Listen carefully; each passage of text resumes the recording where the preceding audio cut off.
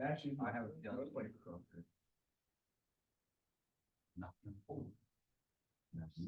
the handsome man up front. Not I. I thought it was in flash.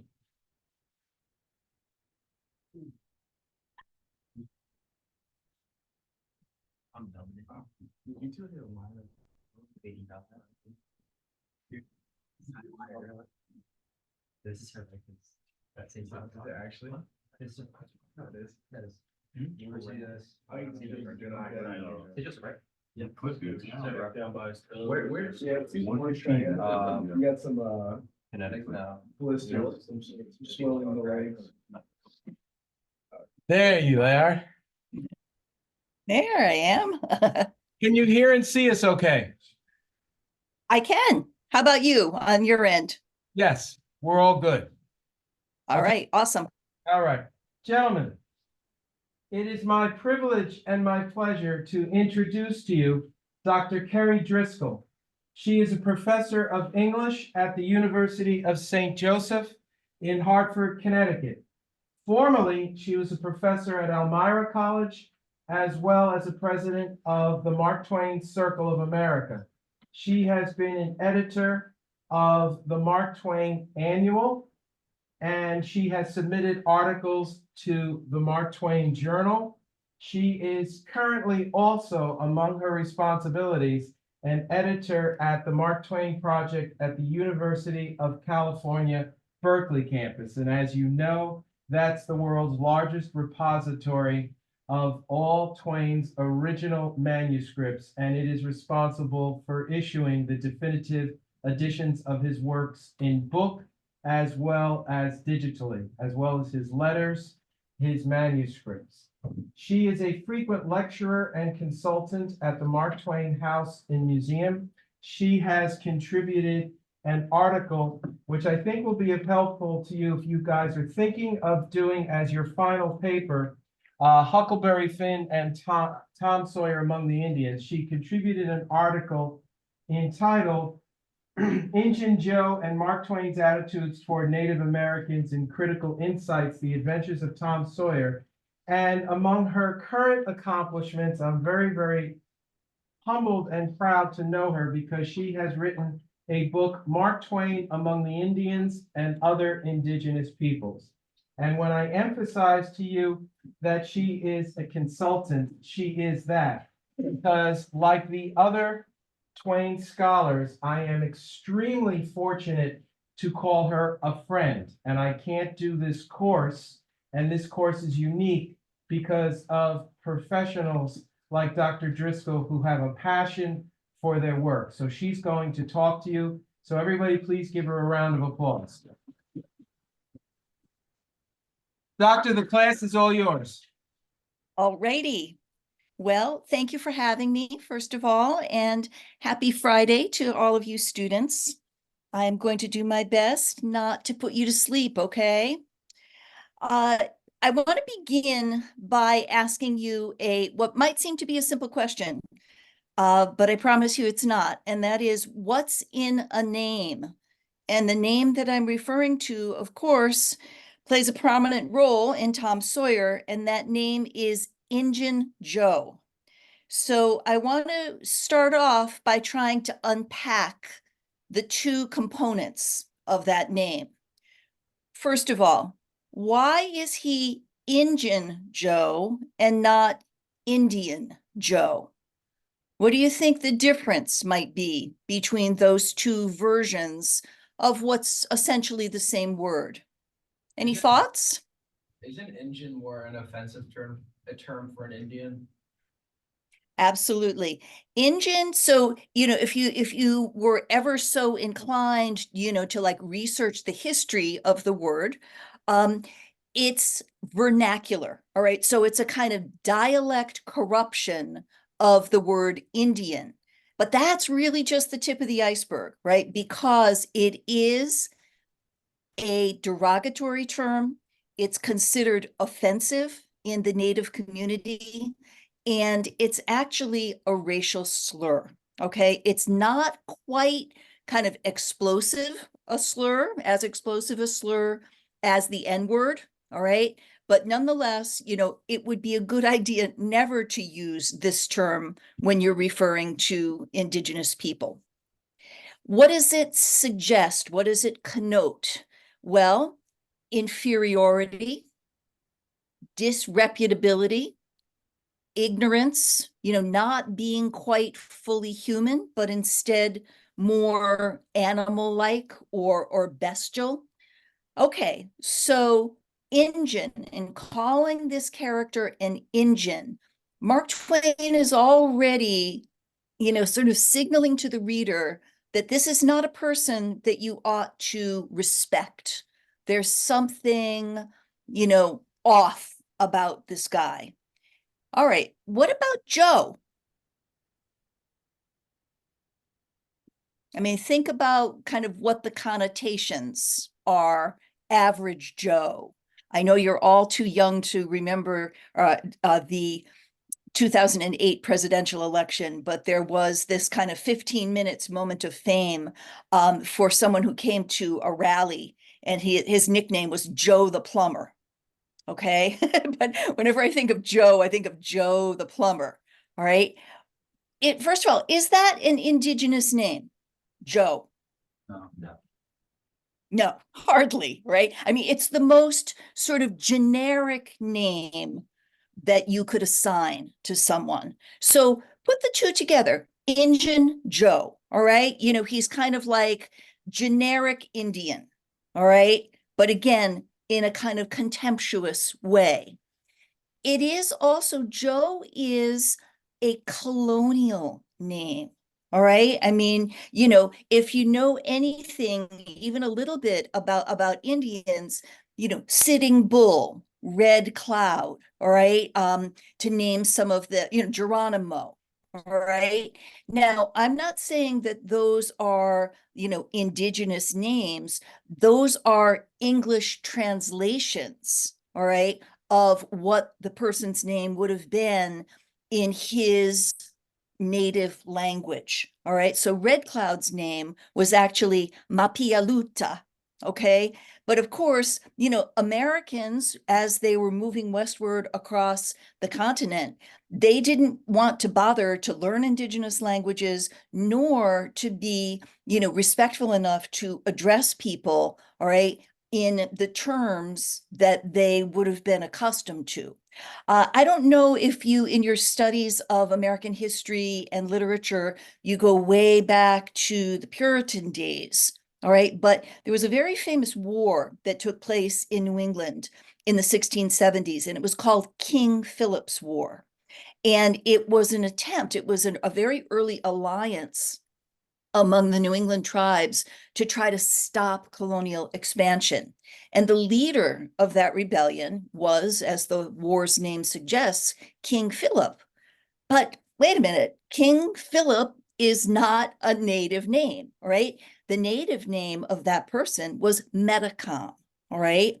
But the English court gave this individual the name of King Philip, right? Recognizing, sort of translating that he was a sachem, right, in his own political, social context. And the closest equivalent they could come up with to that was King Philip. So Joe, like King Philip, all right, it's a colonial name. It's a name that has been imposed upon him from outside his culture and outside his society. Think about how Mark Twain, what he tells us, the information that he provides about this character. Joe has no surname, right? He's not Injun Joe Smith, right? He's not Injun Joe Jones, right? There's no surname whatsoever. Any mention of his family anywhere in the novel? The answer to that is no. All right. Joe is an isolated figure, disconnected from any sense, any like larger sense of kinship or belonging. Very significantly, Injun Joe has no tribal affiliation, none whatsoever, right? He's really just a mystery, right? And he's a very convenient antagonist, all right, for Tom Sawyer and the rest of the gang in the novel.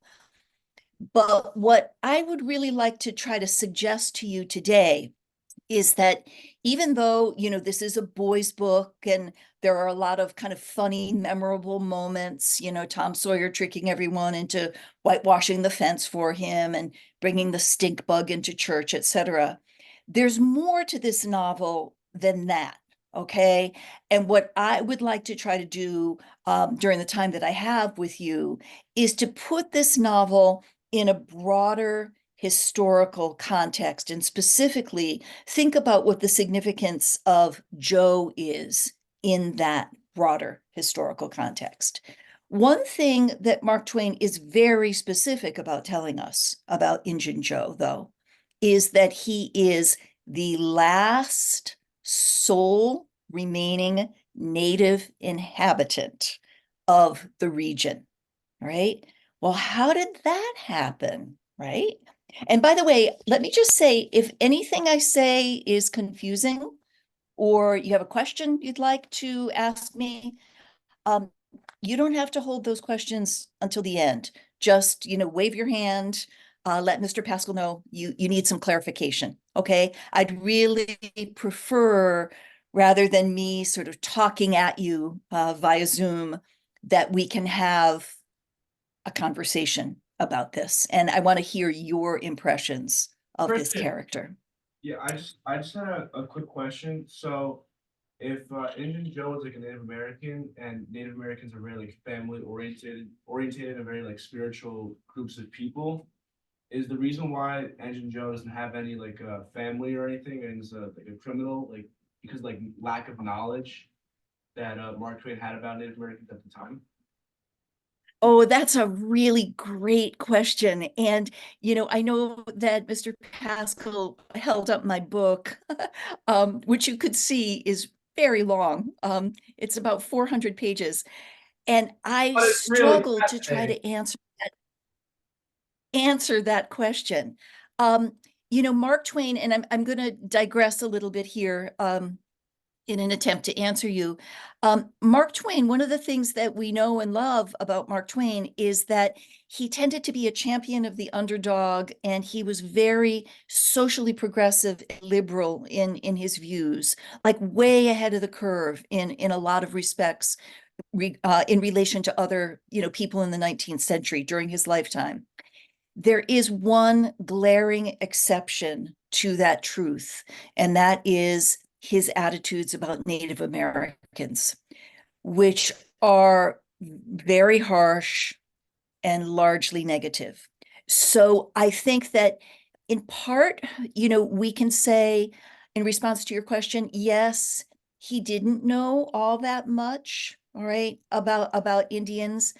He didn't really care to learn all that much about them. I mean, there was a wealth of literature available on Native history and Native people and cultures, during his lifetime, but it wasn't, he had he kind of absorbed the prejudices of his society and culture about them and was content to kind of stay with that. One kind of theory that I float in my book is that, remember, and I know you've spent a lot of time talking about Sam Clemens's life and the circumstances of his birth, etc. When he was growing up, in antebellum Missouri, right? It was a slave society. And so African Americans and enslavement, all right, were just kind of part of his daily experience of reality.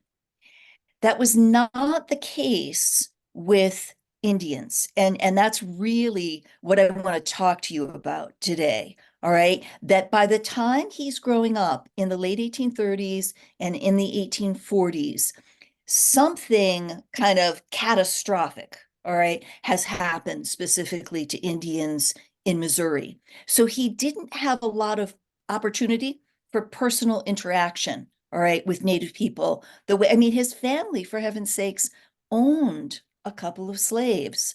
I mean, that's how close, he was to that institution and part of sort of the norm of how he thought life worked. When he really first comes kind of face to face with Native people is in the early 1860s, right? He's in his late 20s by that point, um, out in Nevada territory. But that's another another subject. Did that help? Did that answer your question? Yeah, definitely. Thank you. Okay. All right. It was probably more, all right, than you wanted. Dr. Okay, I want to go back. Can you Yeah. say what happened that was catastrophic to the Indians? Was that President Jackson pushing them out further west? Yep, you just anticipated the next sort of set of things I was going to say. All right. So you're out ahead of me. All right. I was asking you about what we know about him. All right. We know his name.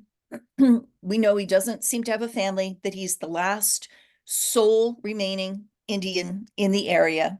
But we also know, because Mark Twain reminds us on almost every page, right, where Joe appears, is that he's a half breed. All right. What does that mean? What's your understanding of that term? He was half Indian and half white. Okay, he's of mixed racial ancestry. All right. Typically, all right, half breeds were half native and half white. However, all right, there were some who were half native and half African American, half native, half Mexican, right? The other sort of racial quotient could vary depending upon the individual and the place. Half breeds, all right, were that's another kind of derogatory term, right? Instead of saying, a mixed blood, that's more neutral. Half breed is a term that's got all kinds of baggage around it in the 19th century. So there was a very famous historian. His name was Francis Parkman, who studied the Indians of North America. And he said quite famously, all right, he defined a half-breed as someone who's half Indian, half white, and half devil, right? And that sort of says it all. First of all, the math doesn't add up there, all right? But it means that the half-breed is a kind of monstrous hybrid, all right? A stereotype who embodies the worst traits of both of the races, all right, that he has inherited genetically. Now, I'm going to ask you to just jot down some dates, all right, for me. And then this is something that, as your class moves forward, you can revisit, because I want to try to create a timeline for you, all right? So Missouri, first date, 1821. That's when Missouri switches from being a territory to a state, right, belonging to the United States of America. 1821, that's right after the War of 1812, okay? Now, before the War of 1812, there weren't a lot of English settlers in the Mississippi River Valley, right? The white people who were living there, the European, all right, people who were living there were primarily French and Spanish traders, all right? And those Europeans intermingled. They lived among the Indians and they frequently intermarried with the Indians, all right? Therefore, producing what as children? Half-breeds? Half-breeds, you got it. Okay. Now, so the society along the Mississippi River Valley prior to statehood was, first of all, multiracial and multicultural, right? These groups were not antagonistic towards one another, all right? Intermarriage was very commonplace. When Missouri becomes a state, there's a really big influx of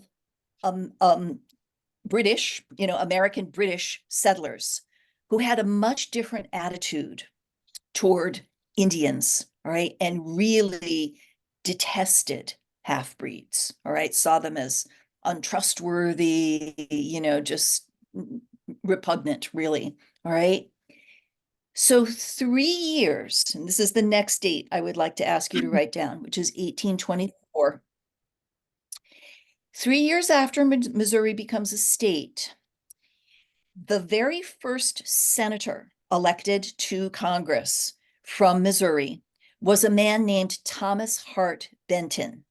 And if that name sounds familiar to you, it's because it's mentioned once in The Adventures of Tom Sawyer, right? Tom Sawyer refers to Senator Thomas Hart Benton, and says he's the greatest man in the world, which tells you something about, Tom Sawyer's political or Mark Twain's political outlook, right? One of the first things that Benton did in Congress was to introduce a bill to remove Indians from Missouri. And he wrote very proudly about this in a memoir that he published toward the end of his life. And his argument for removing Indians was, and I'm just going to quote to you, to remove the Indians would make room for the spread of slaves. So, he had a vision of Missouri, which is full of rich farmland, right? That the prosperity and the future of the state lay in, raising tobacco and corn, etc. And the labor needed to do that would be slave labor, all right? So a process of removal, and this is what Mr. Pascal was just referring to about not so much Andrew Jackson, because it's a little bit later than that, all right? And the removal bill that we're most familiar with is in the Southeast United States of the Cherokee, right? The Trail of Tears, but it was happening in Missouri as well.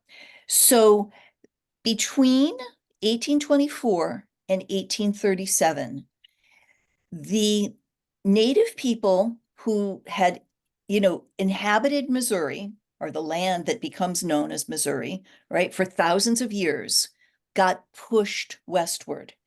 By 1837, right, the president was then Martin Van Buren. He issued a presidential proclamation that declared Indian title to Missouri, all Missouri land, was entirely extinguished, right? That is a process, 1824 to 1837, right? Not even 20 years of ethnic cleansing. Ethnic cleansing that was so relentless and so thorough that to this day, to 2024, there is not a single federally recognized Indian tribe in Missouri, nor are there any Indian reservations. And I want you to just think about that. I mean, get them out of here, erase them. All right. Now, think about when Mark Twain's born, 1835. All right. He is born into a world where this removal is actively taking place. Third thing, all right, in terms of facts that we know about Injun Joe. So he's a half-breed. He is also, and I want to talk about this in more detail in just a few minutes, he's also a vagrant, all right? Twice he gets arrested for vagrancy, which was, by the way, a crime back in the 1800s. What does it mean to be a vagrant? And what's the significance of that in terms of an Indian being a vagrant? a vagrant is someone who's like homeless. There's like a negative connotation. Exactly. Exactly. Vagrancy is someone who has no fixed home or abode. Now, think about how ironic, deeply, deeply ironic it is for an Indian to be a vagrant. All right. Why is Injun Joe a vagrant? Because he's a victim of this removal process, right? He has been dispossessed from his ancestral homelands, right?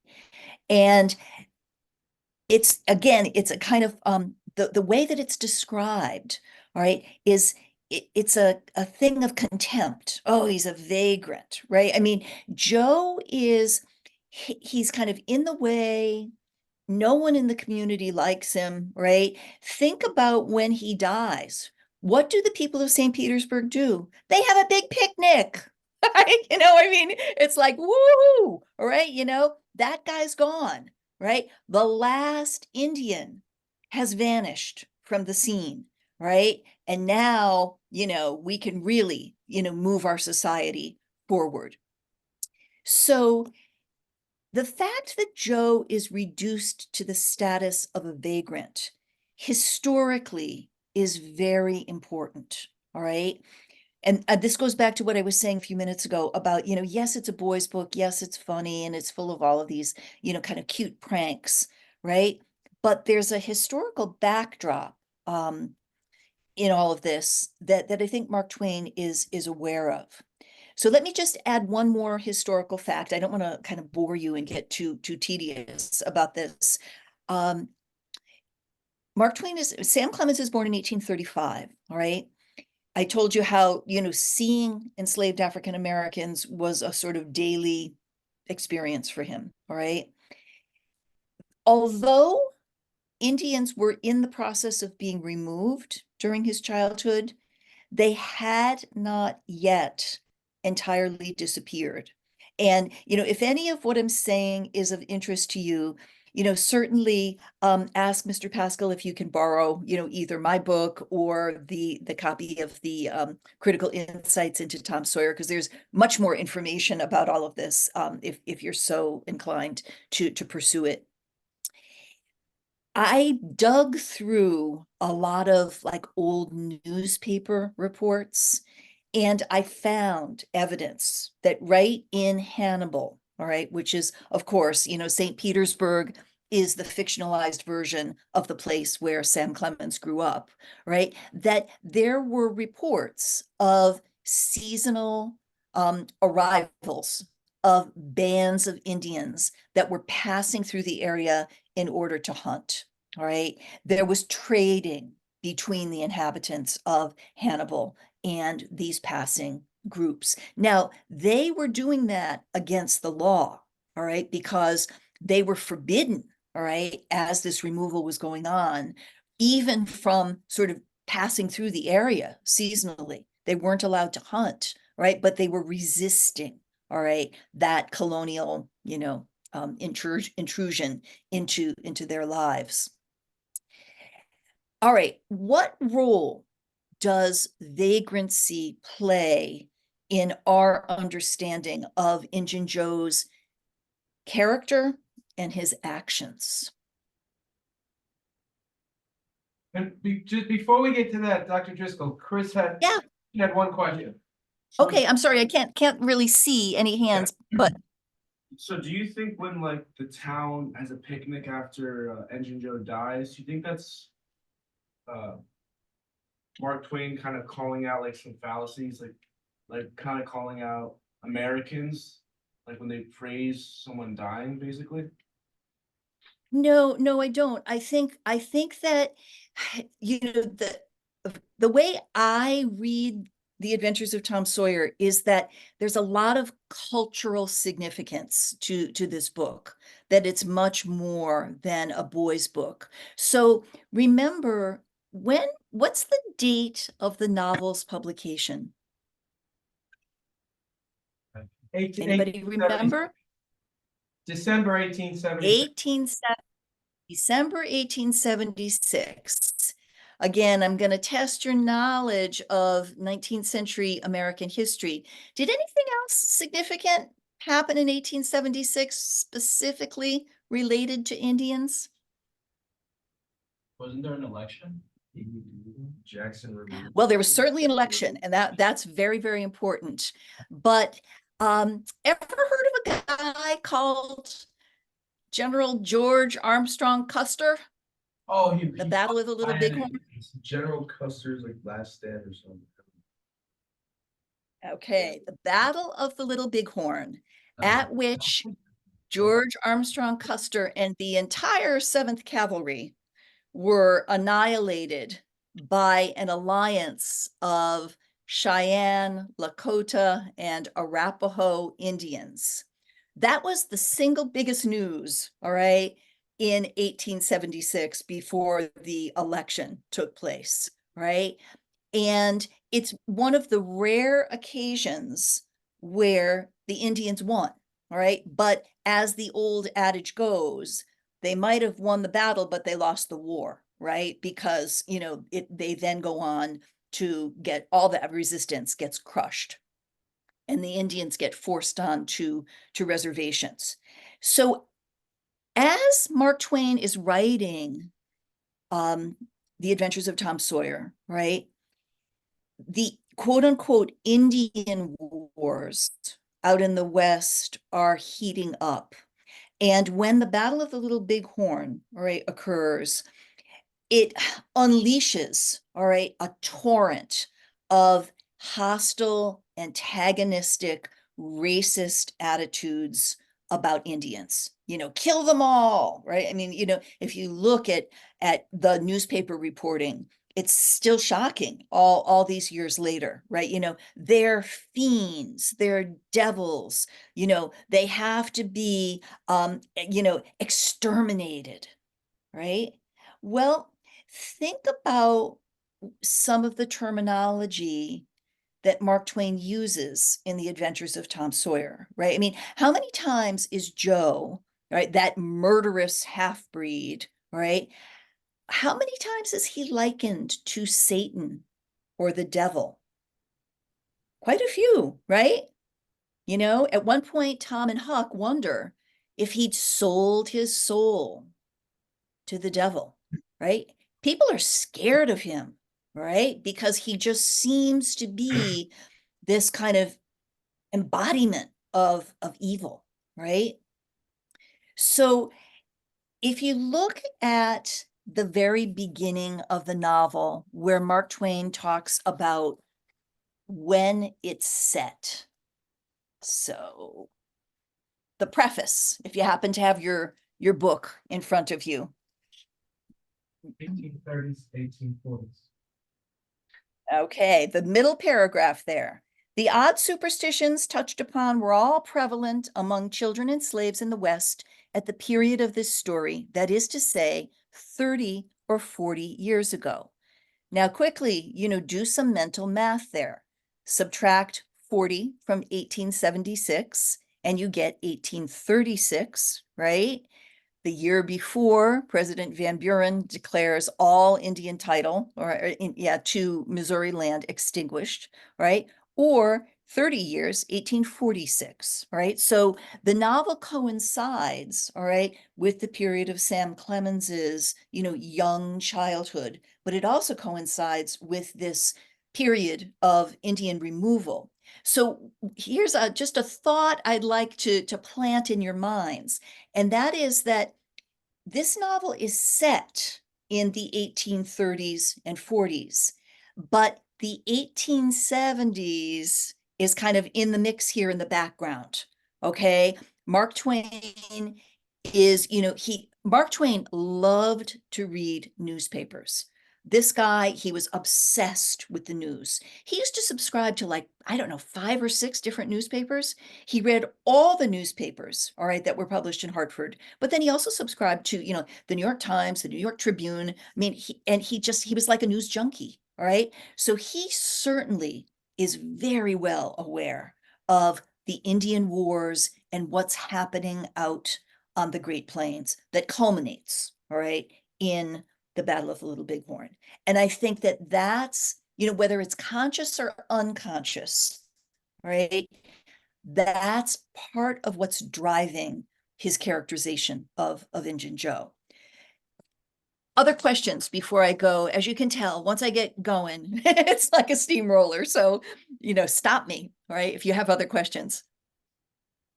So, given the prevailing racist attitude towards Indians and African Americans at the time of his reign, were his views against the Indians somewhat progressive, or was he just as bad as the other people? No, they were So- not, they were Oh. not progressive at all.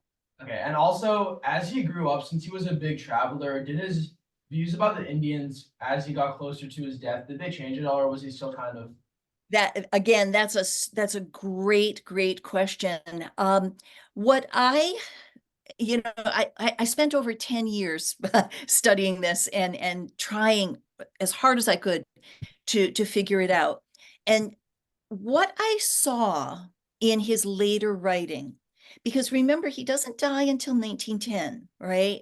Um, 1890 is a huge benchmark year in terms of Native American history, because that's when another massacre took place, right? But that was the massacre at Wounded Knee Creek, when the 7th Cavalry, right, you know, reconstituted after Custer, right, Custer's demise, surrounds a peaceful encampment of Indians in South Dakota, all right, and just slaughters men, unarmed, defenseless men, women, and children. And that is always sort of symbolically regarded as the official end of the Indian Wars.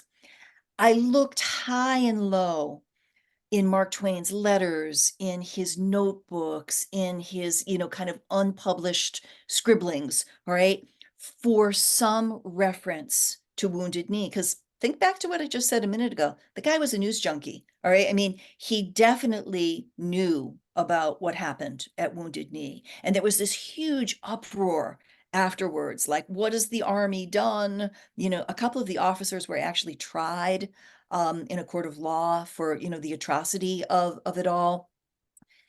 He doesn't say a word. So he lived 20 years after Wounded Knee. After 1890, Indians were no longer a threat to anyone in the United States. All right. Their population was decimated by warfare and disease. They were poor. They'd been relegated to the worst pieces of land, right, that the government thought was, completely valueless. And just, you know, another quick aside, if you haven't seen Killers of the Summer Moon yet, you really should. All right, because it's a fascinating but also horrifying story about the government mistreatment of Native people. In this case, it's the Osage Indians, and the government stuck them on this reservation that they thought, well, hey, nobody can grow crops there. That land, that dirt is just, you know, it's terrible. Well, little did they know there were huge oil deposits under that land, right? And once that got discovered, the government wanted the land back. So Also, sorry, that's a one real question- digression. So one last question, Dr. Driscoll. So if Twain's understanding of the Native Americans was rather limited, because Mr. Pascal told me he like heard a massacre from his grandma. If he's never actually met the Indians or anything, how could he have formed these such biased views? And did he ever live with Indians, or does he have any direct experiences with them? You know, no, you know, it's one of the things that kind of endlessly sort of tantalizes and fascinates me about him, because there's like no good reason why he felt as strongly and as negatively as he did. You know, he had an older brother. You may have talked about him in your class. His name was Orion. Yes. Orion really had very progressive views. He was the secretary to the head of Nevada Territory in the 1860s, right? And I uncovered, wonderful letters that Orion writes about, like the Paiute, they're hardworking, good people. So, I when I read those letters, I was like, well, he didn't inherit his prejudice against Indians from his older brother, who grew up hearing that same story about the great grandmother's experience as a young child with a massacre, all right, during the American Revolution. So anyways, I'm sorry, I'm kind of all over the map here. How are we doing for time, Mr. Pascal? We've got about 20 minutes left, Doctor. Okay, about 20 minutes left. Okay, there's a couple more things that I wanted to mention, and then I would love it if we can just open it up for questions and a broader discussion. One of the key traits that Injun Joe possesses is a desire for revenge, right? When he kills Dr. Robinson in the cemetery. And again, if you've got your book, take a look at pages 74 and 75, because he gives a little speech, all right? And he says, right, 5 years ago, right, you drove me away from your father's kitchen one night when I come to ask for something to eat. Now, just again, think about that statement in the context of the historical timeline that I was just sketching out for you. He would have been traditionally self-sufficient, able to hunt, able to forage and gather, seasonal berries, fruits, etc., right? He would have been able to provide for himself before the colonial settlement of the state of Missouri. So he's reduced to the position of being a beggar, right? So when I come to ask for something to eat, and you said I weren't there for any good, and when I swore I'd get even with you if it took 100 years, your father had me jailed for a vagrant. Did you think I'd forget? The Injun blood ain't in me for nothing. And now I've got you and you've got to settle, right? And he kills him. Now, the second time the vagrancy comes up, all right, has to do with his plan, really like dastardly revenge plan against the widow Douglas, all right? So in both cases, all right, the people that have wronged Joe, all right, Dr. Robinson's father and the widow Douglas's husband, the judge, all right, who has him horsewhipped and jugged as a vagrant, right? That's on, I don't remember what page, I didn't write it down. Oh, 207, 208, if you're interested, and you can go back and compare those two passages, all right? Both of those men, Judge Douglas and the Dr. Robinson's father, have died.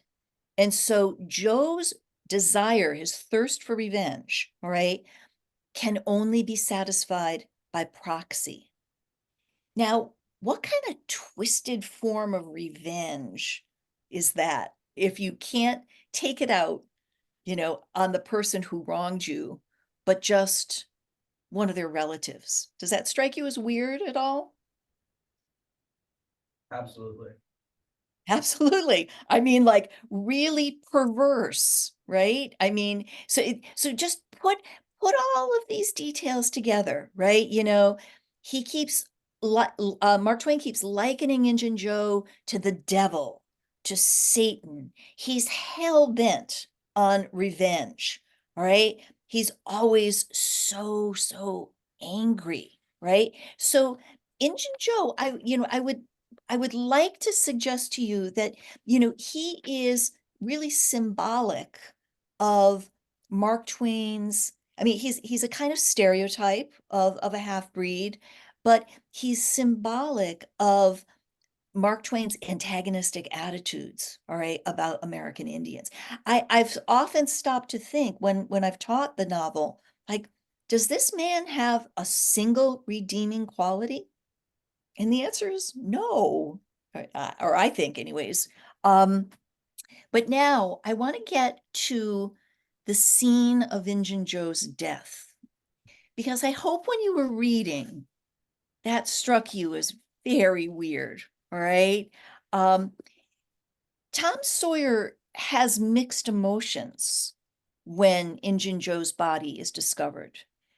He, on the one hand, feels a profound sense of relief, but on the other hand, he feels pity, right?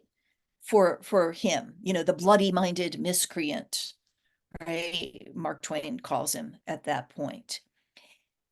Here's what I want you to consider: that any sympathy for Joe can only happen after he's gone, right?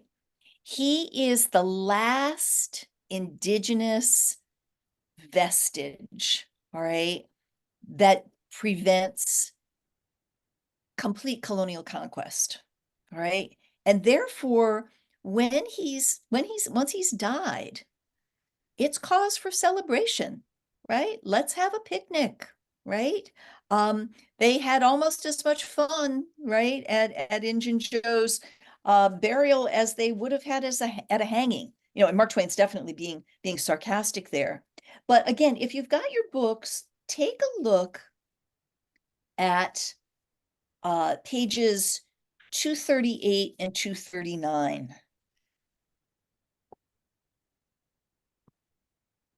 And I want you to think about the circumstances. I mean, it's really quite a gruesome death that Mark Twain constructs for Injun Joe. He is cut, literally, all right, cut off from the light of day by being sealed in the cave. But if you think about the symbolism that's associated with daylight, the light of knowledge, civilization, and darkness, all right, is also the darkness of ignorance and paganism and heathenism, because light is associated with Christianity as well, all right, which is part of, the colonial construct. And his body is found right near the door, where he has been chipping away, all right, trying to free himself.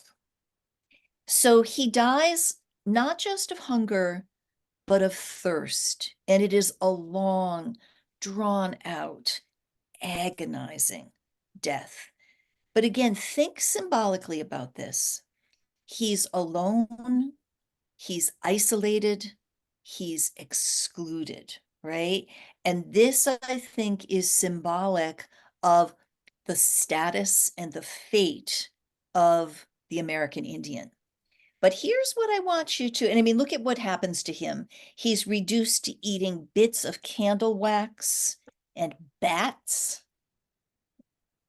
Why? Why? All right. So again, take a look on 239. The poor unfortunate had starved to death. In one place near at hand, a stalagmite had been slowly growing up from the ground for ages, builded by the water drip from a stalactite overhead. The captive had broken off the stalagmite, and upon the stump had placed a stone wherein he had scooped a shallow hollow to catch the precious drop that fell once in every 3 minutes with the dreary regularity of a clock tick, a dessert spoonful once in 4 and 24 hours. And then here's the weird part. That drop was falling when the pyramids were new, when Troy fell, when the foundations of Rome were laid, when Christ was crucified, when the conqueror created the British Empire, when Columbus sailed, when the massacre at Lexington was news. It is falling now. It will still be falling when all these things have sunk down the afternoon of history and the twilight of tradition and been swallowed up in the thick night of oblivion. Why do you think Mark Twain wrote that? I mean, if we think very practically, it does not advance the plot. right? It doesn't need to be there. But what do you think he might be getting at? Look at the places he mentions, the benchmarks that he mentions. We've got the pyramids, Troy, the crucifixion of Jesus, William the Conqueror creating the British Empire, the discovery of the New World, and then the formation of the United States after the Battle of Lexington and Concord. What does it What do you suggest notice? about- What, first of all, it's a chronology, right? I mean, he's moving through history and he's naming significant events. But what are all of those events? What do they have in common? They're like hallmarks of history. Hallmarks of history, but they're about the triumphant march of civilization, aren't they? They're about progress, right? I mean, we often say like the Egyptians were the most civilized of the ancient people, with their system of writing and embalming and, their incredible architectural skills and, the irrigation of the Nile Valley, etc. Right? So this drip, all right, the water that Injun Joe is trying to collect in order, to sustain himself, right, has been dripping really almost since the beginning of time, since the beginning, at least, of recorded history. What, any thoughts about this, about, why Mark Twain? It's almost like he kind of goes off on a tangent here, all right? But what might he be trying to say or do here? Because, Injun Joe, he's dead, he's gone, all right? And it's on the very next page, all right, that we learn that Injun Joe was buried near the mouth of the cave, and people flocked there in boats and wagons from the town and from all the farms and hamlets for 7 miles around. And they brought their children and all sorts of provisions and confessed that they had almost as satisfactory a time at the funerals they could have had at a hanging. I mean, yes, people were starved for entertainment, back in those days. So I guess we can't fault them for that. But you know, the way that all of that this description ends is that Injun Joe's cup becomes a tourist attraction, right? People go visit it at the cave. And by the way, should you ever go to Hannibal and visit the Mark Twain cave, there is no Injun Joe's cup. That's a fiction. All right. Mark Twain just made that up. We have one So- comment. Stidhart, what were we gonna Yeah, say? yeah. Ask that naming all those hallmarks, was it just Twain trying to put the time into perspective? Yes, but I think also remember the context for this is Injun Joe's fate. And I think that what he is implying, and I don't want to tell you what to think, right? That's not why Mr. Pascal invited me to talk with you. But this is the march of history, and it's the march of progress, all right? All the way from ancient Egypt right to the formation of the United States of America, right? And then what happens after America gets formed, right? And breaks free from England. America becomes its own colonial power, right? Manifest destiny. We have to conquer all of the land to the Pacific Ocean, right? That Joe's fate is inevitable, all right? Which is one of the things that it was commonly said about American Indians back in the 1800s, right? They're just destined to disappear, right? Like the mist before the rising sun, right? So there's a kind of aura of historical inevitability over all of this. And I think the people are not going to mourn Joe's loss, all right? It's kind of like good riddance, right? He's the last vestige of an earlier social order that has no place any longer. all right, in Missouri or in the United States. But surely you have some questions. So what's on your minds here? Any questions, thoughts? Yes, sir. Luis. Would you, okay, I hear a lot of people say Mark Twain isn't racist. Would you say Mark Twain is racist towards Native Americans? Yes. Yes, yes, I would. You know, I didn't quite, I didn't answer, I didn't do justice to the earlier question about, you know, did his views change over time? If you go through all of Mark Twain's works, you will find isolated instances where he says things that seem sympathetic toward Indians, right?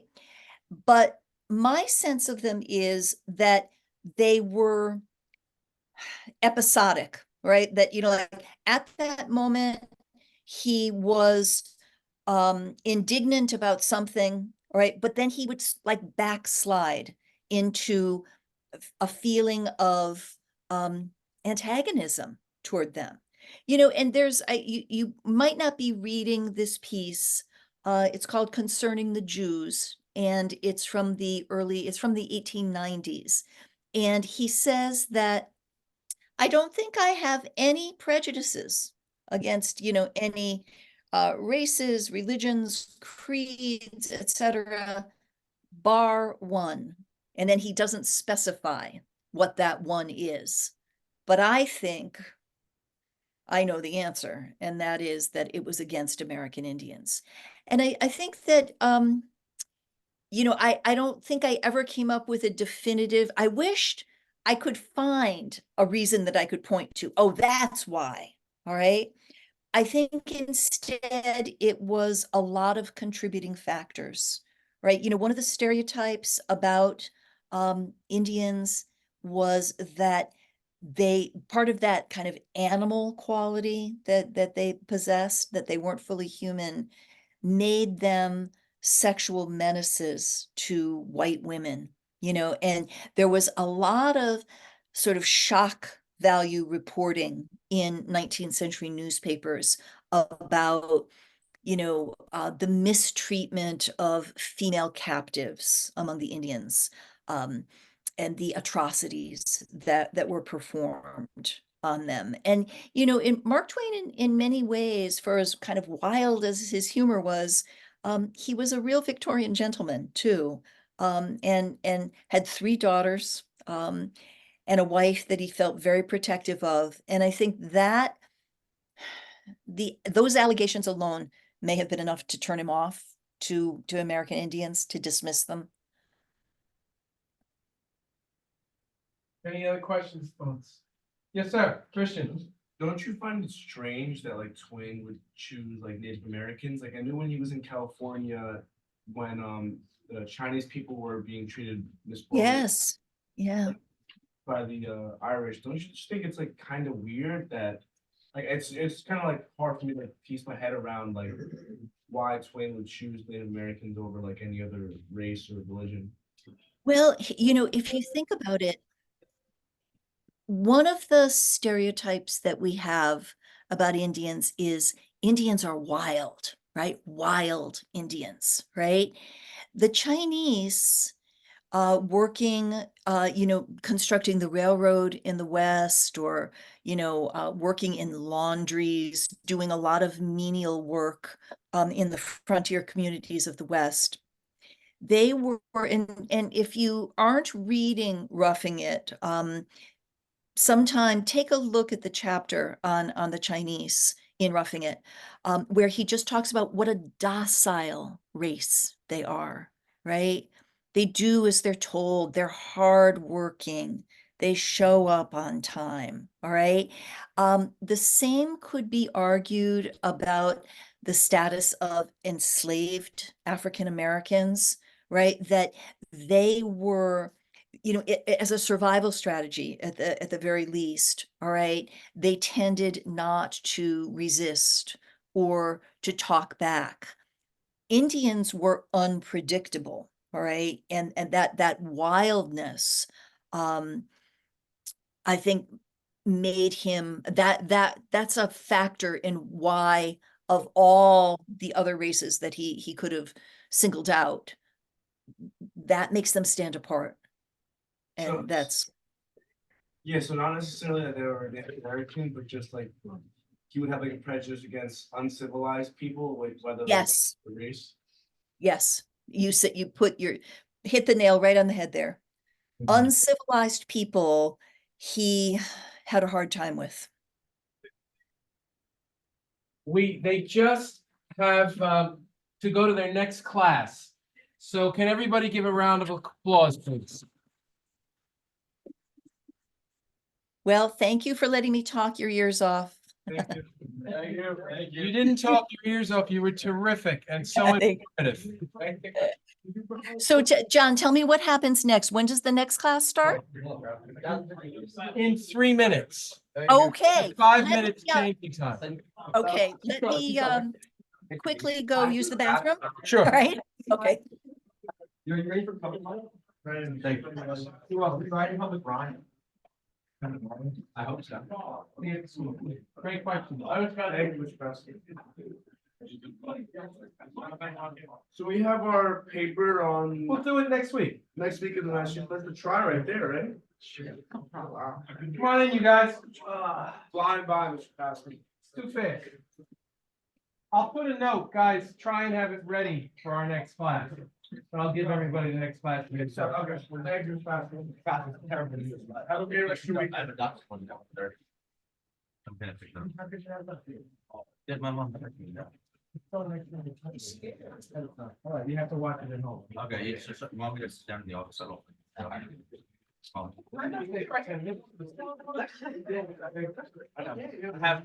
Yeah, one in my bag. Yeah. Quick, keep coming back on. I want you guys to go there. Chris, hang over there. So I can quiet. Is that all right? All right. I got McDonald's right here in my bag. I just gotta finish. And Mark Twain on the move. Mark Twain on the move. I haven't finished that. This guy. Can everybody see okay? Notebooks out?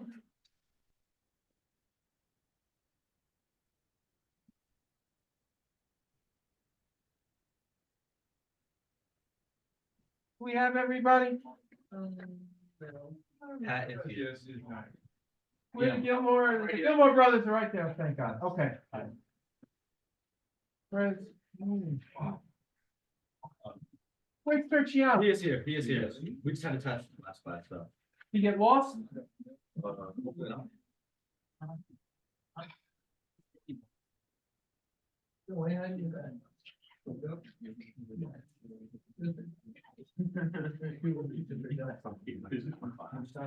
Okay, let me shut the door. Yeah, that's what I was. Did you get you what you said? That's fine. That's all I'm gonna tell everybody. So we can get some stuff on. Yeah, I would, usually. post it later. Guys, your reflection papers on this will be due Tuesday when you walk in. So get it done because I'm gonna post it. All right? We're good? We do. Yep. We can re-walk in. Do it over the weekend. All right? So we don't take time because I want to get to our next story. You got this? Yep. All right, we good? Notebooks up. Yeah. Yeah, you can't write on that. Okay, we all set? What are you doing? I thought we were. Dr. Driscoll, we're all set? Mhm. Fantastic. Yes, Wonderful. All right, gentlemen. It is my pleasure. George. Finish it up. Now class is complete. Quick. Oh, here. Here. It's great. Okay. Gentlemen, it is my privilege and pleasure to have as our guest speaker, Dr. Kerry Driscoll, a professor of English at the University of St. Joseph in Hartford, Connecticut. She is formerly a professor at Elmira College, as well as past president of the Mark Twain Circle of America. She is a past editor of the Mark Twain Annual, and among her diverse responsibilities, she's an editor at the Mark Twain Project at the University of California, Berkeley. And as you know, that's the largest repository of Twain's original writings, his letters, his journals, his book manuscripts, his essays. And the Mark Twain Project is charged with issuing the definitive editions of his works, meaning these are the works as exactly as he wanted them printed, with any corrections that he wanted put in them. And you already, the guys who had me last year have the definitive edition of Huckleberry Finn. You have the definitive edition of The Adventures of Tom Sawyer. She is also a frequent contributor to the Mark Twain Journal, and pertinently, amongst her other accomplishments for us, she has written a chapter in Critical Insights, The Adventures of Tom Sawyer, Injun Joe, and Twain's Treatment of Native Americans. And also, she has given us quite the game changer, if you will, her book that came out in 2018, Mark Twain Among the Indians and Other Indigenous Peoples. And I want to just let Dr. Driscoll know that in going over the biography of Twain, I'm very surprised and pleased that the guys have a fascination with Huck Finn and Tom Sawyer Among the Indians. So I gave them a copy of the definitive edition. And there's one or two students that have questions for you on that. And I offered to one of them, Christian Quiones. Christian, put your hand up, please. He is partially Native American. Yeah. Okay. He has questions. And I said, if you want to use Huck Finn and Tom Sawyer Among the Indians as your final reflection paper, he could do that. And he could read your chapter in Critical Insights, as well as your sections on Huck Finn and Tom Sawyer Among the Indians in Mark Twain Among the Indians. So I think it would be a perfect match if anybody wants to do that. But without further ado, the most beneficial aspect of this is I cannot do this course without established longtime experts who continue to produce new areas of Mark Twain studies. And that includes the varsity team, and that's Dr. Kerry Driscoll. The most important thing is she's my friend, and she's here. So they're all yours. So I'm going to stop talking. All right. Well, I'm just going to confess something at the outset here, and that is that my intent today is a little bit subversive. I know you've read the book, you've been through it, you have an understanding of what happened, and I want to try to blow your mind by presenting a very different view and interpretation of the adventures of Tom Sawyer, particularly as it relates to Mark Twain's creation of the character of Injun Joe, right? So having said that, I want to ask a question, and that is, what's in a name? Specifically, what significance is there to the name that Mark Twain gives the novel's antagonist, Injun Joe? So let's first of all talk about Injun, I-N-J-U-N, versus I-N-D-I-A-N. Are they the same thing?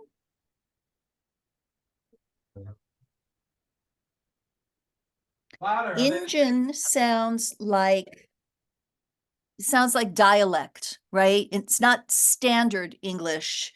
It's more slangy, right? The way, oh, he's an Injun, right?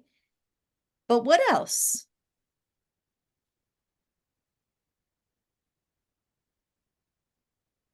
Did you think about that when you were reading? Injun? I'm sorry, if someone is talking, I can't hear. It's like a derogatory term. Okay, it is definitely a derogatory term. It's a slur. It's a racial slur, right? It's considered offensive by members of the Native community. It might not be quite as explosive a racial slur as the N-word, but it's pretty darn close, okay? It's not something, it's not a term that you want to use. What does it connote? What does it convey? Well, first of all, inferior status, right? Ignorance, disreputability, all right? All negative characteristics.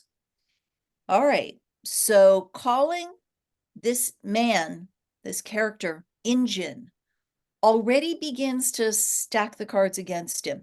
All right, it's a kind of very subliminal cue to us as readers that we're not supposed to like him. We're not supposed to trust him. All right, we're certainly not supposed to respect him. All right. All right, that's the first part of his name. What about Joe? Does that sound like an Indian name to you? A native name? No. Hardly, right? Thank you. Average Joe, right? Joe is a very, among all the different, male names that one can have, Joe is a common one, right? And it's kind of generic, right? Oh, he's a good Joe, right? So it's very commonplace. So put those together. And what do you think Mark Twain might be trying to say, to convey about this character? Injun Joe.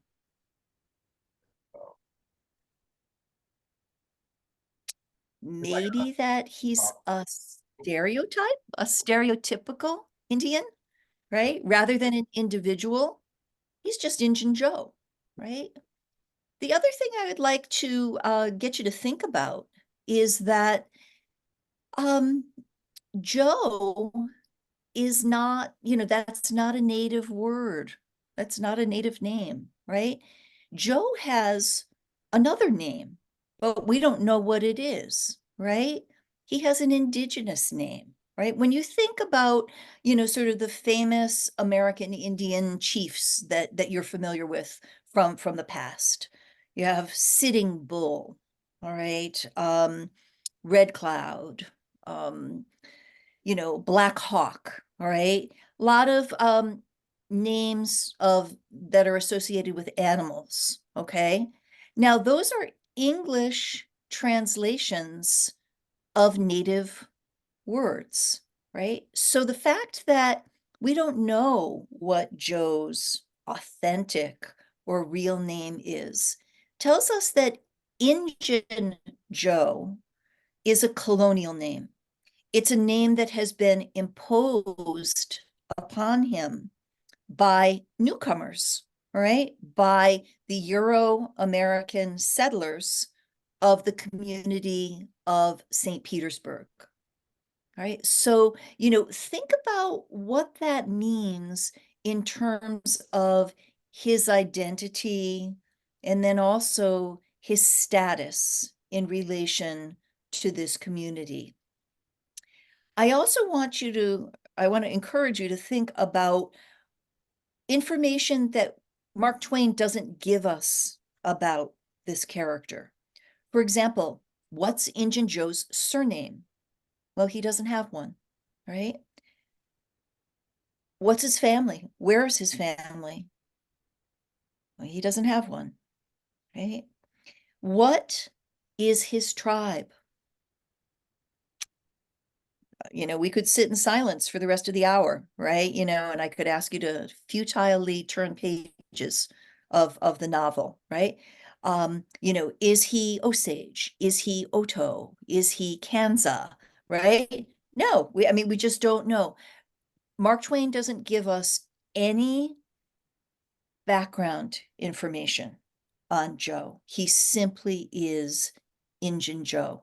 What we do know about him is that he is the last remaining native inhabitant of the region. And the white people who live in St. Petersburg, aren't too happy about his presence, right? He is loathed. He is also feared, right? He is someone that there's a lot of antagonism toward in the community. Another thing that we do know about Injun Joe because Mark Twain tells us repeatedly, almost kind of hitting us over the head with it, is that Injun Joe is a half-breed. What does that mean? Mixed race. Mixed race, okay. But much like the term Injun versus Indian, right? What's the difference between saying mixed race and half-breed? Like something Uh, that you don't. Speak a little louder. I can't hear you. It's a term that you wouldn't use for a person. It's something that you would like use for like an animal or a dog, like a dog, Okay. a Yes. breed or something. Yes, it's definitely negative. All right. You can't say, oh, what a lovely half-breed, right? I mean, it's contemptuous. All right. Now, there was a very famous 19th century historian named Francis Parkman, and he gave a definition of a half-breed. And this is what he said. A half-breed is someone who's half Indian, half white, and half devil, right? Now, that ends up to being adding up to more than one person, right? Half white, half Indian, half devil, right? But think about what that means, all right? That a half-breed is a kind of monster, all right? More than the sum of the component ethnic or racial parts, right? A half-breed becomes a very negative stereotype throughout the 1800s. And Mark Twain knows this. He's well aware of this, right? And a half-breed, kind of a popular stereotype in what were called the dime novels of the day, sort of the cheap books that people would read, popular fiction, all right? Half-breeds were known to embody the worst traits of both the white Anglo-Saxon race and the native race, right? So this notion of half devil, all right, definitely comes into play in Mark Twain's portrayal of Injun Joe in the novel. I mean, think about it. How many times does he refer to Injun Joe as a devil? Or he sold his soul to Satan, right? I mean, there's a deliberate, overt correlation in the novel between Injun Joe and evil, right? So think about that, all right? Now, I want you, if you happen to have your books handy, to just take a look at the preface at the very beginning of Tom Sawyer.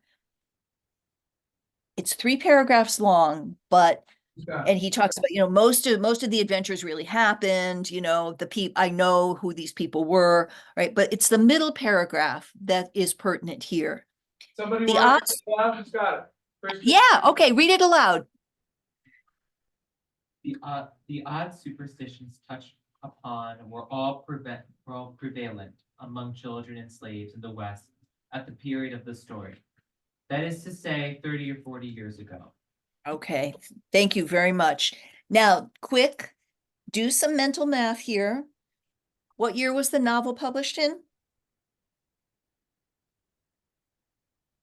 1876. Yes, yay. Okay, so if the book is set 30 to 40 years, what is the time frame for the novel? Math majors. 1830s. 1830s, so about 1836 to 1846. All right. Now, I'm asking you this for a very particular reason, because the way I read Tom Sawyer is not that it's just a boys' book, that it's this kind of lighthearted, humorous romp full of pranks, whitewashing the fence and bringing the stink bug into church, right? This novel tells us something about both the society, the culture, and the history, all right, of the Mississippi River Valley in the 1830s to 40s.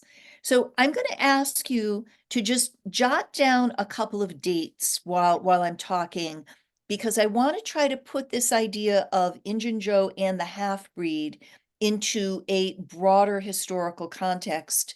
And I hope that it will give you some new insights into who this character is. So 1821 is the first important date, and that's when Missouri becomes a state. All right, as you know, the westward colonization of the United States is proceeding right throughout the 1800s. One by one, these regions that were formerly known as territories actually become official members of the United States of America. Right, that's 1821.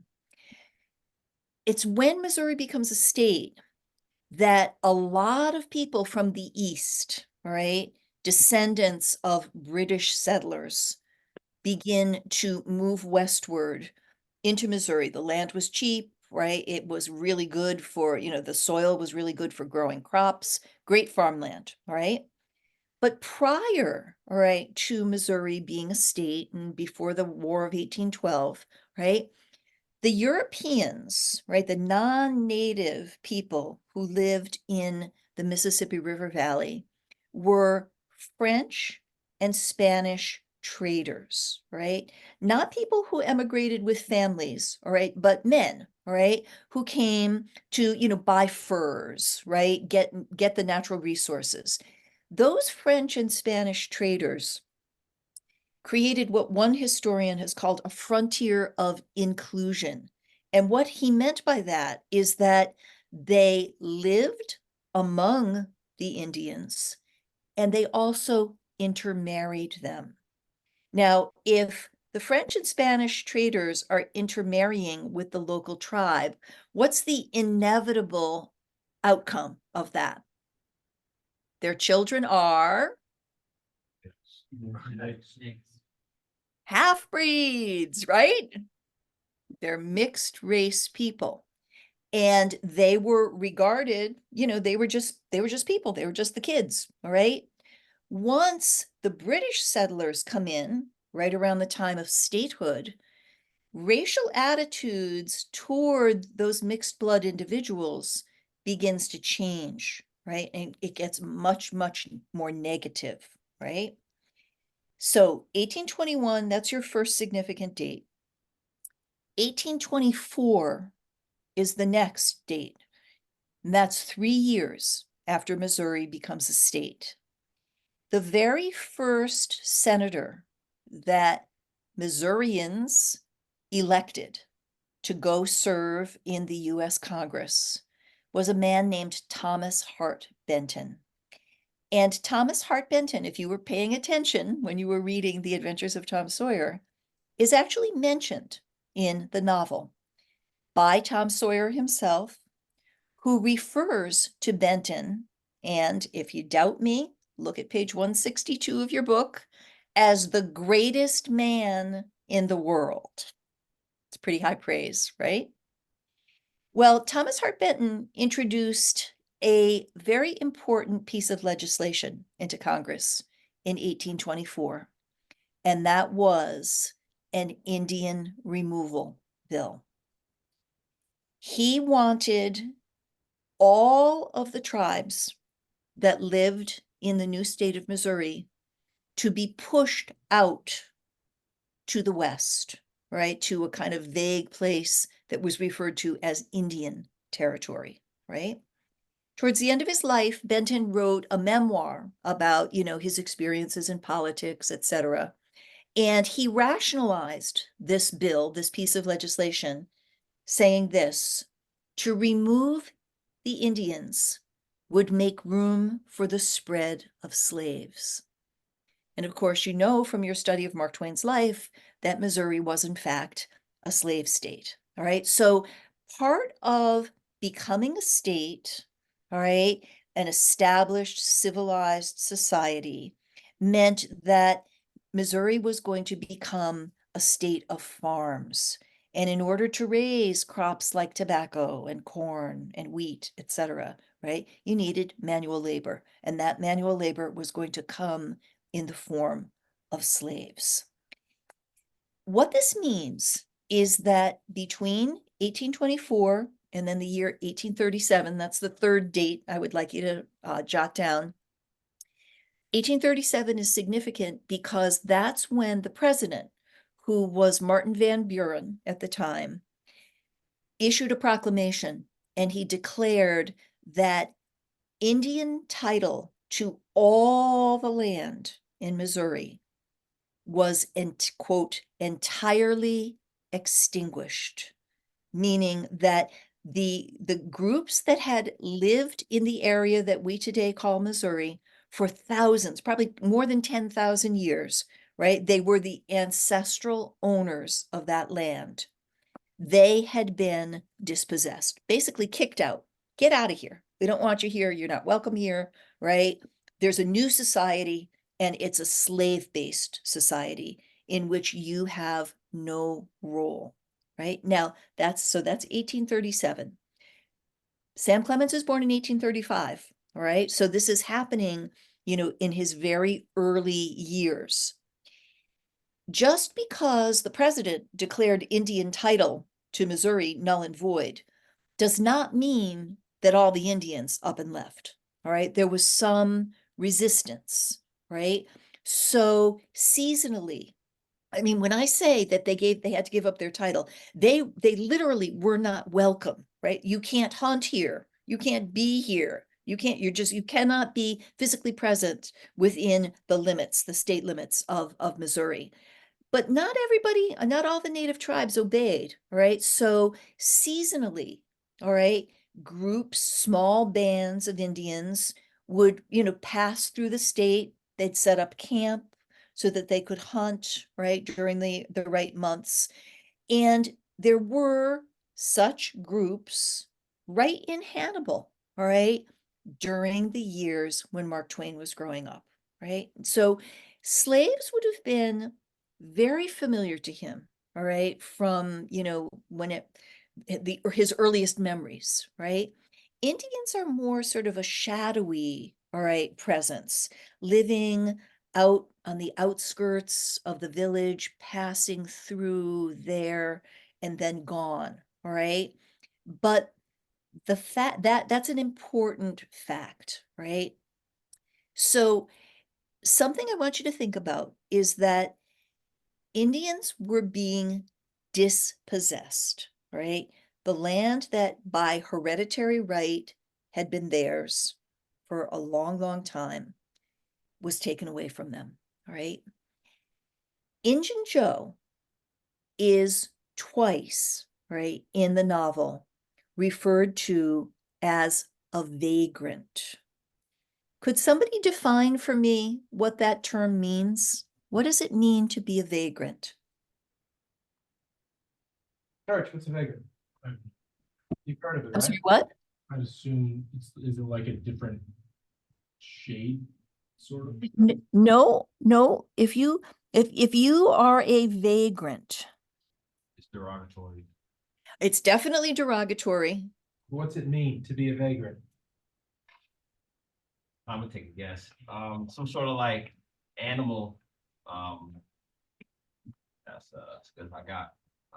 Like it's caused by not human, essentially. Well, not quite. To be a vagrant essentially means to be homeless. Oh. Okay, to have no fixed place of residence. Now, back in the 1800s, vagrancy was considered a crime, right? You could be arrested for it and imprisoned for it.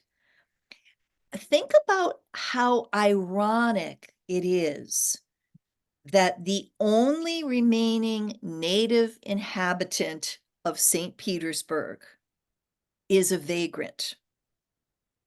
I mean, of all the people who live in St. Petersburg, who has more right to call that place home than Injun Joe? Right? But things have changed, right? The laws have changed. The nature of the society has changed, right? Now, Injun Joe, we know, right? He's a murdering half-breed, right? He lives, I mean, really, his reason to live is to exact revenge, right? And what is he seeking revenge or redress for, right? Think about what happens in chapter 9, the scene in the cemetery, right? Where they're digging up, all right, basically they're engaged in grave robbing, right? For medical research. The young Doc Robinson is there.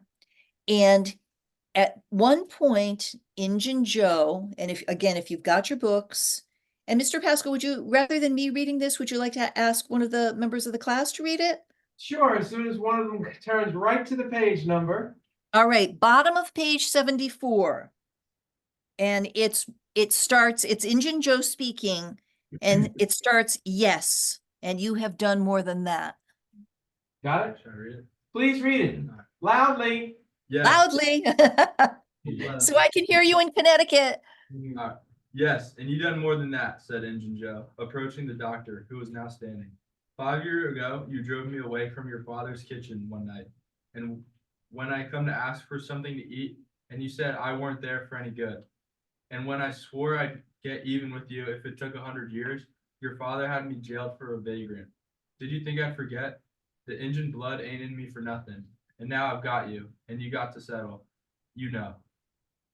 Okay, and then, the next thing that comes out is the knife, right, that stabs him to death. There's one particular phrase that I want to draw your attention to in that statement. When I come to ask for something to eat, that means that Injun Joe is going door to door begging. What does that tell you about him? I mean, no one really chooses to beg, right? It's something you're reduced to out of desperation and what? Poverty? Yeah, he's poor. Okay. Quite hungry. How is it? All right, just try to imagine Injun Joe's life before all the white people come in and, create this village that they call St. Petersburg. How did he feed and clothe himself? Just use your imaginations. Nature, hunting, gathering. So Exactly, hunting, gathering. Joe would have been perfectly self-sufficient, right? He wouldn't have needed to go door to door and beg for food, right, from anyone, right? But this is how things have changed, all right? He's the last Indian, all right? And he doesn't have a place, he doesn't have a home, he doesn't have a job. And rather than reacting with compassion, like, oh, look, you're a victim here of our civilization and the way that we've changed everything about your traditional way of life, what happens? The father gets him jailed, charged with a crime for being a vagrant, for being homeless. And that's why the doctor gets killed, right? The father, Robinson's father, is beyond exacting revenge on. Why? Because he's dead. All right. So he's going to take out his thirst for revenge by proxy on, the relatives, the living relatives of the people who have injured him. Think about the plot that Injun Joe describes, where he's going to break into the widow Douglas's house at night and tie her up and notch her ears like a sow, right? I mean, it's really, really creepy, what he's contemplating. And it's only because Huck Finn, intervenes that he doesn't exact that plan for revenge. But what has the widow Douglas done wrong to Joe? Answer, nothing. But somebody close to her did something.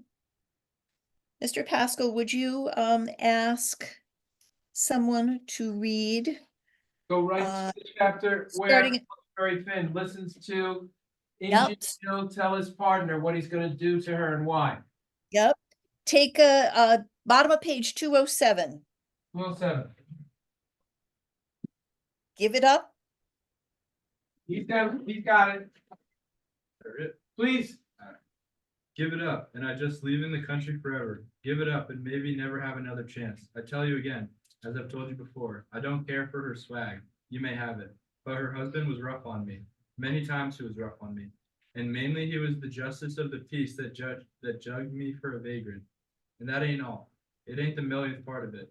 He had me horsewhipped. Horsewhipped in front of the jail. Like a Okay, you can stop. You can stop. So jugged is a kind of slang for arrested, right? So not once but twice, all right? Joe gets arrested for vagrancy. Why? He's an Indian and there's no place left for Indians, all right, in this society. And so Joe harbors this desire, this murderous desire for revenge against the wrongs, all right, that have been inflicted on him by white society. What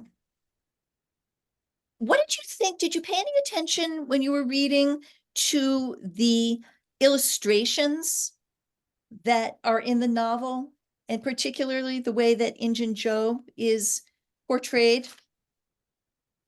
Any thoughts on the illustrations?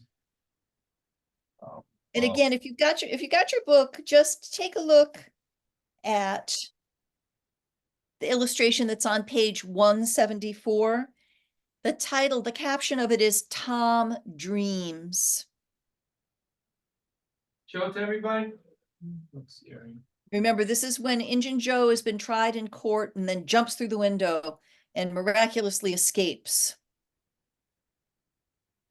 They But don't, Tom is they don't Tom have is the book only because they had finished it, but we've got one guy who's got his book, so we're seeing. Oh, okay. Yeah, maybe if you could just hold it up, or I can show it to you. Not that you're probably too far away to be able to see it. We see the treasure. If you could just move it over. Yeah. There we go. Oh. I mean, this to me is like a classic boogeyman picture, right? You've got this like little innocent white boy, right? Zonked out. He's totally asleep. And then there's this looming, menacing, dagger holding. I mean, just like, yikes. And look at the kind of crazed look on his face with the eyes. This is the psychology of how white Americans are regarding Indians. All right. And that's why I gave you the timeline that I did, because this book has a whole lot to say, all right, about American culture, both in the 1830s and 40s, as well as the 1870s, right, during the time when it was published. Does anybody have any questions before I move on to the next thing that I wanted to discuss? Any questions so far? Nope. We're good. Nope. Okay, all right. Well, what I want you to think about now is the death of Injun Joe. We know that he's got to go, right? I mean, like this is his fate, to simply vanish, to disappear, right? So that the march of civilization can be complete, right? The way that Mark Twain kills him off is very suggestive. First of all, it's kind of quote unquote accidental, right? I mean, nobody shoots him, right? He simply, I shouldn't say simply, but he gets locked in the cave and he's unable to escape. But I want you to think about the symbolism of Joe's situation and the circumstances of his death, because he is, I mean, I've already emphasized several times, he's the last Indian, right? He's the last native vestige that exists in that society. And as such, he is not welcomed in the community. He's regarded with fear and also loathing, right? He's alone in the cave, literally locked in the darkness. He is denied access to the world of daylight, to freedom, right? And think about the symbolic associations that we typically have with light and darkness, all right? Light is civilization. Light is enlightenment, right? It's knowledge, right? Light is often symbolically associated with Christianity. Darkness, on the other hand, is associated with ignorance, right? It's associated with paganism.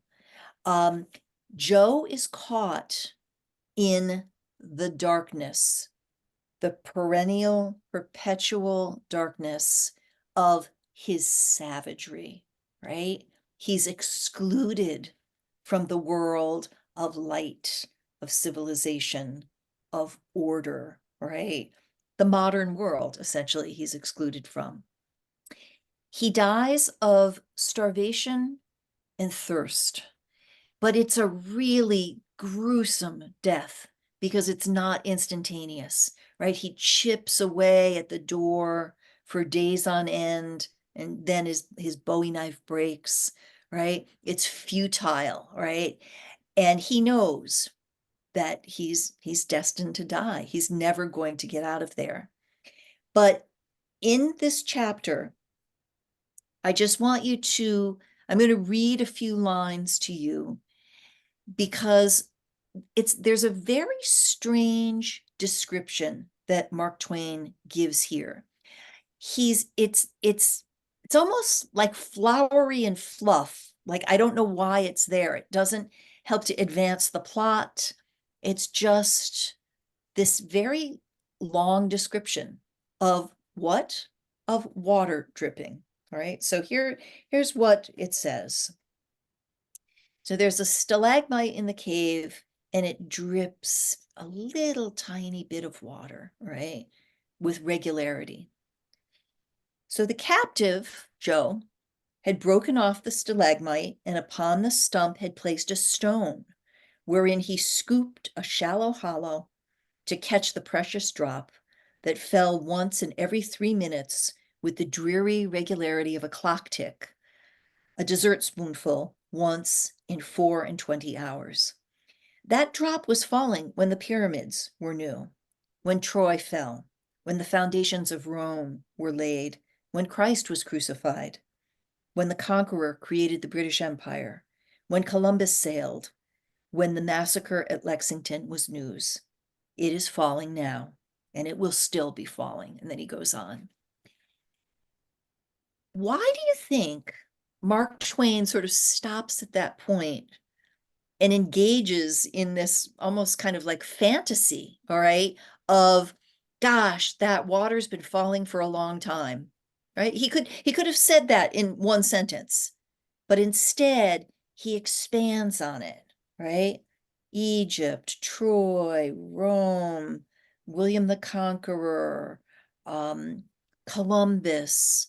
What do you think the significance of naming those places and those people is? What do you think Mark Twain might be up to here? Anyone take a guess? So first of all, it's a chronology, right? I mean, we go from most ancient to most recent. History majors. Well, he's really just being very descriptive, just to really give you like a sense of like how long it's going. Okay, definitely. He's really emphasizing how long this water has been. It's been dripping for eons, right? But in choosing to say it the way he does, I think there's something else going on here as well. All right. ancient Egypt, with the pyramids and the pharaohs and, their incredible architecture and art, King Tut and all that, right? Egypt is regarded as, really the greatest civilization of the ancient world. And then you go from Egypt to Troy, right? The site of the Trojan War, right? From there to Rome, right? What he's doing is moving from one empire to the next empire, right? They didn't call Egypt an empire, but it was, all right? So Egypt, Troy, Rome, and then we get to William the Conqueror. That's the beginnings of the British Empire, right? Then the New World, right? Which is the source, the seed of the American Empire, which is created during the Revolutionary War, right? When the massacre at Lexington was still news. This passage is about the triumphant march of civilization and progress, right? So that drip, drip, drip of water, right? That's not going to be enough to slake Joe's thirst, right? What's happening to him is an inevitable fate, right? His death is he calls him the next on the next page, this flitting human insect, right? He's small, he's inconsequential, right? In the pageant of this larger history, right? But, right, as an Indian, it is his destiny to simply disappear in order to make way for American civilization. And did you notice how the people of St. Petersburg greet the news of Injun Joe's death? Party time, right? What do? They all get together. They have a big picnic, a big community celebration. They come from miles around, right, to watch his body get buried. And how do they feel? I mean, are they mourning? Absolutely not, right? They feel a sense of relief and a sense of security because this menace, right, this murderous half-breed, right, no longer exists. He's no longer there to threaten, all right, their community.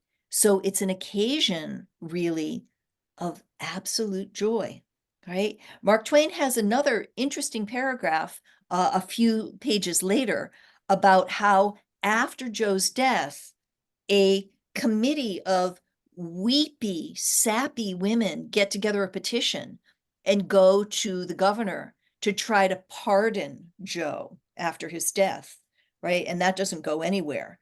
All right. And Mark Twain is just, it's a very sarcastic paragraph, right? Because the only sympathy that the white community can feel toward this half-breed is after he's gone, right? But even then, Mark Twain thinks that the sympathy is misguided.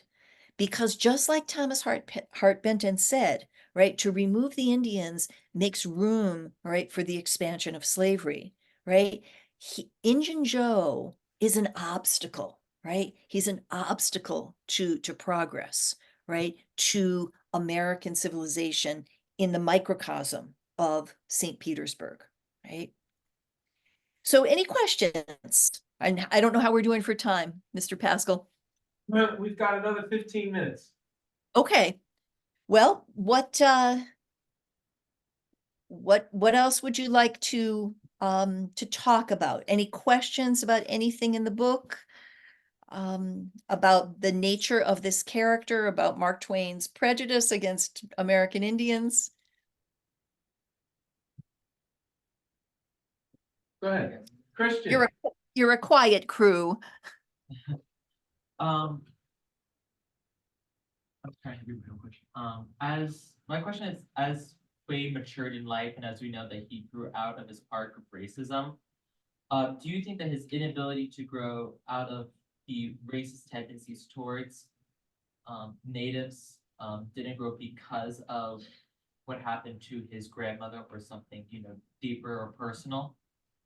No, I don't. I think that Just of ignorance. I I think that, you know, we're all human, even someone as much of a genius as Mark Twain was. We all have our blinders that we wear. And I mean, he really was in so many ways a kind of visionary, so progressive in his outlook. His heart was in the right place, almost always, in terms of the Chinese and, the way they were being mistreated in San Francisco. Um, the attitudes that he had toward African Americans and the real philanthropic gestures that he made, to for example, to finance the art education of a local African American painter named Charles Ethan Porter. He really took it upon himself to remedy, all right, some of these social ills. Um, but he could not sort of wrap his mind around seeing Indians as people. There are certain moments, all right, certain incidents, and I discuss these in my book. So let me just give you an example. This would have been in the early 1880s. He loved to read newspapers, and one morning in the Hartford Courant, he read an editorial, and it was about a bounty that the state of New Mexico had put out for Apache scalps. So basically, just like wolves were considered to be, a menace to ranchers. And if you killed a wolf and you got its skin, you could bring it to the sheriff's office and you'd get paid a certain amount of money because you were essentially ridding, all right, the land of these vermin, right, these undesirable animals. So the state of New Mexico put a bounty out on Apache scalps. I mean, that in and of itself is just horrifying. So I want to give you a second to let that sink in. All right. That kind of inhumanity is part of American history. Um, Mark Twain read that article. He tore it out of the newspaper. And the reason I know this is because I've seen it. It's in the Mark Twain papers. um, he took a pin, like one of the pins his wife must have used for sewing, all right, immediately on the spot wrote a letter to President Grover Cleveland and said, "Stop this. This is wrong. You're the only one who's got the power, all right, to stop this inhumanity." Well, that's a wonderful moment. And what I would have hoped is that it would represent an epiphany, like a turning point, where it's like prior to that, all right, yeah, he creates this terrible character in Joe and has awful things to say about Indians and roughing it, all right, but moving forward, all right, so sees the light. Unfortunately, that's not the case. So I would say beginning in the 1880s, you have these moments where you have an expression of sympathy, but unfortunately, they're very short-lived. And then he sort of slips back into the old kind of habits of thinking, that they're just savages. Um, and I do not think, I mean, he and his mother were close. His mother was a storyteller. In fact, he really gave her a lot of the credit for why he became a writer, right? That she was a huge inspiration to him. And one of the bedtime stories she used to tell her children was the story of the Montgomery Massacre. Just imagine how comforting that would be. You're, like 5 years old and you're under the covers and you want your mom, tell us a bedtime story, right? And she says, "Oh, I've got a good story for you. It's a story about my grandmother out in the frontiers of Kentucky, right, in the 1780s, and how Indians snuck up and surrounded the cabin and, shot it up, etc." But you know, he was one of several children, including his older brother Orion, who would have heard the exact same story, right? But Orion was a champion of American Indians throughout his life. So I don't think that that one story is enough to explain the enduring, lifelong enmity that Mark Twain felt towards American Indians. So, you know, the conclusion I have ultimately come to after studying this for a very long time is that he's human. He was human, all right? There's much to admire in Mark Twain, but like all human beings, he had his blinders, right? That's how I would answer it. Other questions? Other questions, gentlemen? Julie? I mean, he kind of asked mine already, well, I was going back to his grandmother, you already answered that. How about Twain's treatment of Teddy Roosevelt when he saw the attacks on the Filipinos in the Philippines? Yeah, no, I mean, you know, if you look, and I know this is way beyond the scope of your class, but in the 1890s, when Mark Twain went bankrupt, in order to repay his creditors, he undertook a grueling, he called it an around the world lecture tour. He didn't literally circumnavigate the globe, but what he did was to go to the far-flung reaches of the British Empire. He went to Australia, he went to New Zealand, he went to India and South Africa. Try to imagine doing that in 1895, 1896. I mean, that must have been a really rigorous, long, difficult sea voyage, right? And he encountered native people in all of those places, Australian Aboriginals, New Zealand Maori, right? Um, in South Africa, you know, so in Following the Equator, which was published in 1897, that's his kind of memoir of that lecture trip. He has incredibly like uplifting, wonderful, progressive things to say about, you know, like how dare England, all right, treat the Australian Aboriginals this way, right? I mean, so and one of the things and I talk a lot about this in my book, it's he's aware of the similarities to American Indians and the way American Indians were treated back at home versus how England was treating the Maori or the Aboriginals. Um, and he just can't quite make the connections. So, you know, in the last 10 years of his life, he becomes a vice president of the Anti-Imperialist Society, right? I mean, he's very much up in arms about, you know, how, you know, what's happened to the boxers in China and the Moro massacre in the Philippines. The description that he gives of the Moro massacre is so uncannily like what happened at Wounded Knee in South Dakota in 1890 that it's unbelievable. And Mark Twain, and I'm sorry, I'm forgetting whether I said this to you all or in the previous class.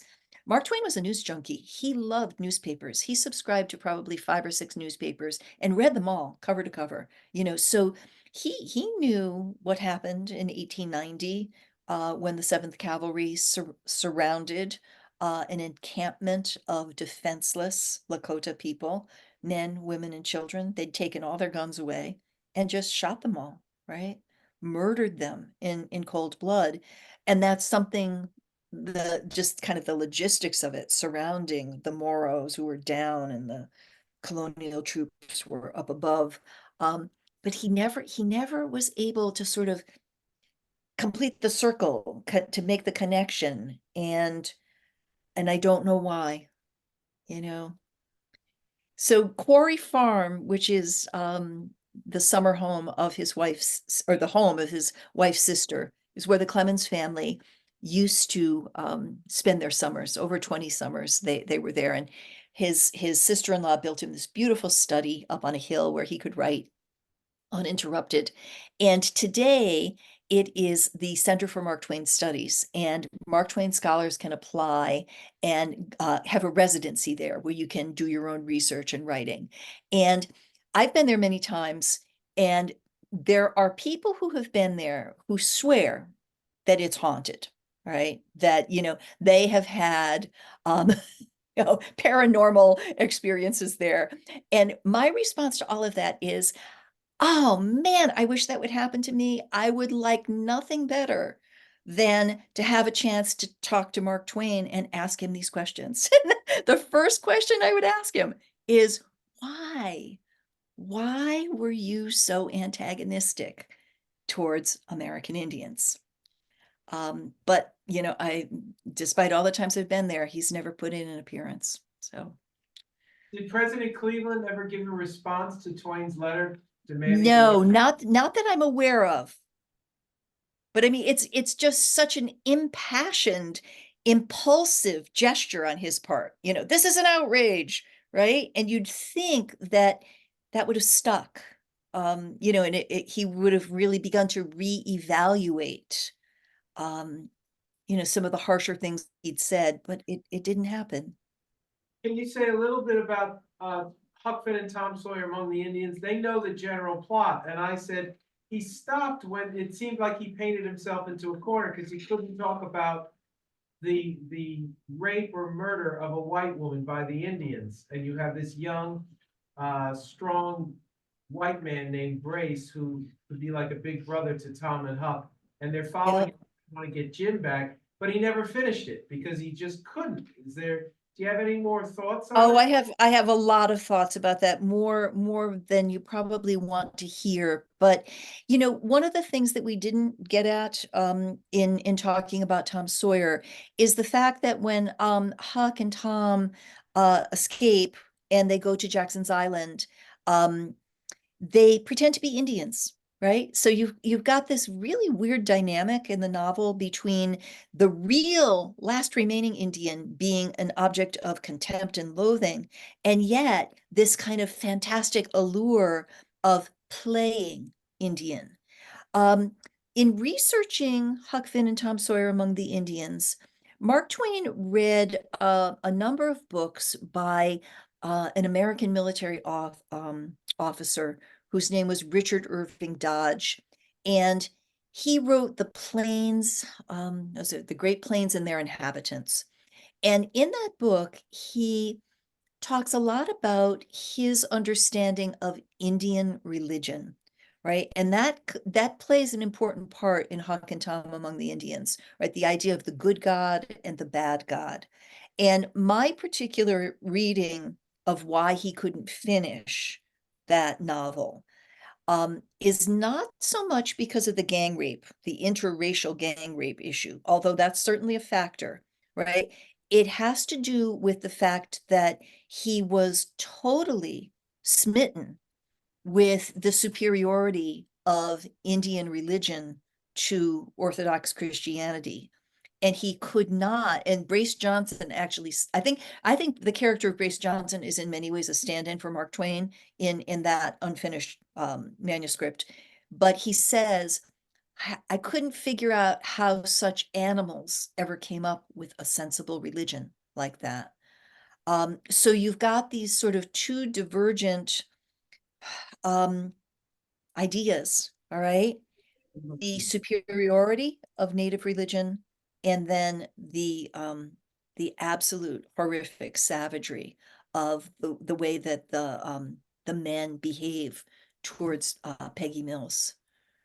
So I think he couldn't reconcile that. He just couldn't put those two together. It didn't make any sense. It wouldn't cohere for him. And I think that's why he stopped writing it. Kathy? Round of applause for.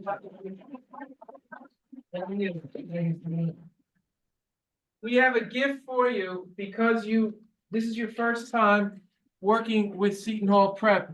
You're part of the Seton Hall Prep family, so we have this warm-up jacket that we're going to be sending to you. You're part of the Seton Hall Prep family. Thank you. And we hope you'll come back next year. All right, so good to go? We're good to, any more questions? Hold up, Lucas, hold up, Julian. I think we're good. I thank you so much. They're gonna write the reactions and I'm gonna send them to you after I grade them. Okay, all right, that's great. All right, Thank take you care. so Good much. Thank you for weekend. the time. All right. Okay, All right, talk to you. bye-bye. Bye-bye. Thank you. Thank you, Mr. Pastor.